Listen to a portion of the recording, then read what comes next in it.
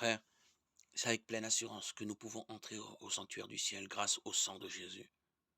Nous avons là une voie nouvelle et vivante qu'il a inaugurée en pénétrant au-delà du rideau du sanctuaire, c'est-à-dire de sa condition humaine. Et nous avons le grand prêtre par excellence, celui qui est établi sur la maison de Dieu.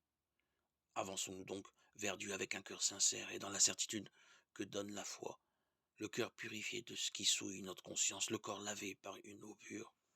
Continuons sans fléchir d'affirmer notre espérance, car il est fidèle, celui qui a promis. Soyons attentifs les uns aux autres pour nous stimuler à aimer et à bien agir. Ne délaissons pas nos assemblées comme certains en ont pris l'habitude, mais encourageons-nous d'autant plus que vous voyez s'approcher le jour du Seigneur. Car si nous péchons volontairement après avoir reçu la vraie connaissance de la vérité, il ne reste plus pour les péchés aucun sacrifice, mais une attente redoutable du jugement et l'ardeur d'un feu qui va dévorer les rebelles. Si quelqu'un enfreint la loi de Moïse, il est mis à mort, sans pitié, sur la parole de 2 ou 3 témoins.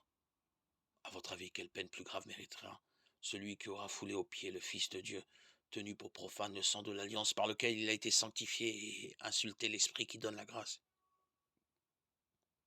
Car nous connaissons celui qui a dit, c'est à moi de faire justice, c'est moi qui rendrai à chacun ce qui lui revient. Et encore, le Seigneur jugera son peuple. Il est redoutable de tomber entre les mains du Dieu vivant. Lettre aux Hébreux 10, 19, 31.